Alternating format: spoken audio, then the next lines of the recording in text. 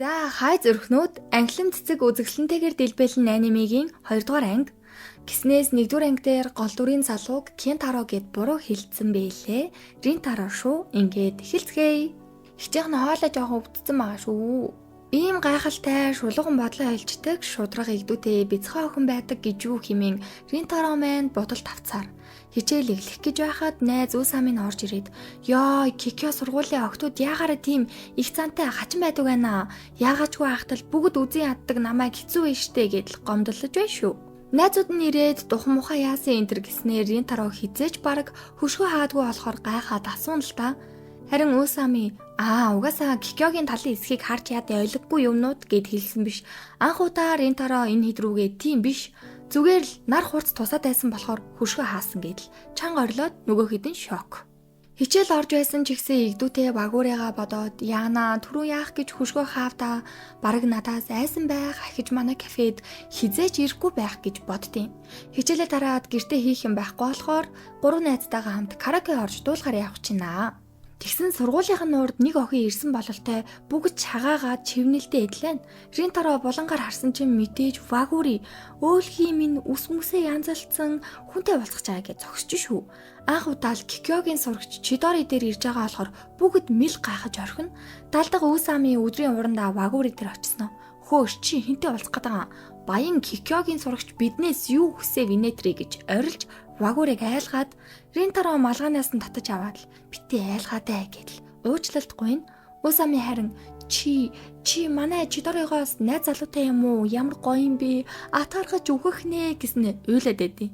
Азар тэнийг юм даа гэдэг шиг. Харин вагуригийн хоёр найз нь ирээд юу вэ? Явж танхаачуудын сургуулийн урд яагаад зогсож байгаа? Аюултай гэдэл чирээ таваа явчлаа. Хэцүү. Ринтаро замдаа вагури мэн нарай надтай уулзах гэж ирээгүй байгаа даа. Тэгвэл ямар гоё вэ? Гэхдээ үгүй байхаа энэ төр гэдэл царай марин сонирн болчихсон л явна. Бөөндөө караоке ороод Усами байдгаараа чарлаад л дуулаад л Ринтаро бөөн бодол болцсон. Вагурийг л бодоод энийг нь найз Сакун анзаараад асуухад Ринтаро гинэт нөгөө хэддээ хэлчдэм үү гэснээ за угаасаа хэлвэл бүгд үзэн ядах болов уу гэж бодсон болохоор зүгээрээ мен чи яаж хүштэй л гिचдэг. Гэрлүүгөө орох гээд явж байхад кафе нь хаах цаг нь өнгөрцөн. Тэгсэн ирний гэрэлтэй хаагаагүй байхаар нь "Ээжээ, яагаад кафегаа хаагаагүй?" гэдэл асуух гэсэн биш.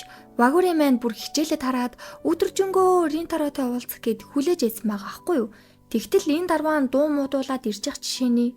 Ингээд уулзсан болохоор өдөр шууган дэгдээсэн дуучлаарай явлаа гэсэн чинь гидсэн дуураад ээжинч тэр Ринтароч тэр игдүүн хүрээ чоолоод хамт бэлүү идэхэр болно. Манай вагурич бэлөө идэхдээ игдүүний төөл болчдөг л доо. Тэгэд яасан гэхээр өдөр яг үнэндээ Ринтаротой уулзах гэд вагурийг хүлээж байсан юм лээ. Энийг нь Ринтаро сонсоод баярлаад ичээд би ч гэсэн вагурийг хараад баярлсан гэж хэлээд хоёулаа ичээд улаагаад бандсандаа саяны үгийг бити тооцоорой гэсэн ч нөгөөх нь үгүй битгий тооцохгүй болгооч гэд хөвгтэй юм болно.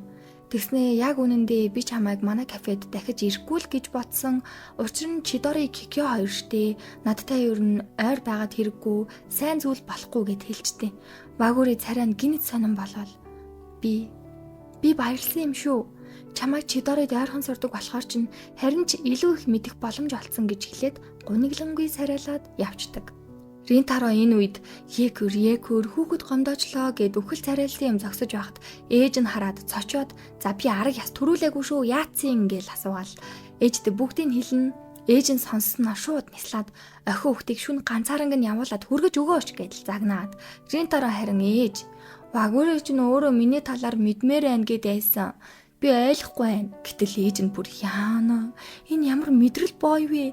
Арай л мэдрэмжгүй юм миний хүү" гэхэд гэсэн байдлаар хараасгүй. Тэгэл "Минийхүү, вагури чи яагаад Кикё гэдэг байгаа? Тэр охин тэнд сурдаг нь сонирн биш. Чамайг Чидори сурдаг гэд тэр хандлага өөрчилсөн үү? Төмс минь гаднаас нь хүнийг битгий дүгнээд ээ. Чи угаасаа өөрөө тэгүүлэх дургүй ээжиж яагаад бусад чиг зан гаргаад байгаа юм гээл час хийсэн үг хэлнэ штэ." Өмнөх юмаа бодож өөрийгөө ямар өрдөлтөй зүйл вагурид хэлснээ ухаарад ганц шанаадаа давнаа. Маргааш нь ухаарсан юм уу яасан бүр Кикёгийн үүдэнд вагурийг өглөө эрт хүлээж байна шүү. Шууд л уучлалт гуугаад нөгөөх нь ичээд нүрээ дараад л суучна хөөхөн. Чидоригийн хүүхдүүд Кикёг муулж байхад надад үнэндээ юу ч бодогдгүй байсан. Харин чамайг Вагурыг муулахад надад маш муухай мэдрэмж төрсөн, дургүй байсан гэд. Цаашдаа надтай хамт байвал чамд муу зүйл тохиолдохгүй гэж айсан. Тиймээс чамайг харсандаа баярлсан гэдэг үгийг минь тооцсон хിവэр үлдээж тэр үед зөвхөн сургуулаа бодож чамайг гэж чадаагүй дуучлаарай гэдэл. Энийг нь сонссон Вагуригийн мэн хацар нь улаа бутраад л бөөн баяр хүй. Тэгснээл би бол Вагури Каурука, харин чи бол Цүмүгийн Ринтаро. Бид хоёрын харилцааны хувьд Чидори Кикё хамааралгүй учраа зөвхөн чи болохоор би чамайг илүү их мэдхийг хүссэн юм шүү гэж хэлээд дахиад дурлуулад хайцсан. Ой, бас дугаар энтрээс солилцоод мессеж бичилцээд л ангитай ороод хинч байхгүй болохоор хөшгөө нийгэд Вагурийн нөгөө л инээдэг гайхалтай инээ дээрээ түүний өдрийг гэрэлтүүлэх мэт. Тийм болохоор Ринтаро одоо Вагуригийн талаар илүү их зүйлийг мэдмээр байгаа. Ингээд 2 дугаар анги дуслаа, тогтолж үзсээр агаад л тарлаа та. Манай синглүүд битгий ямаророо сайхан хөдөө гадаа яваад борлоод айж идэл нэг хүмүүс амьдралд нь бас ороод ирэх л ах та тий. Тэгээ дараагийн ангиар уулзтлаа түр баяртай зүрхнүүд минь 7 хоногт нэг анги цаанаа гардаг учраас ингэж орж байгаа шүү. Тэгээ энэ удаагийнх дээр их чинь хөдөө яваад ярих өдрөөсөө жаахан хоцроод оруулчлаа. Тэгээд уучлаарай за. Зүрх.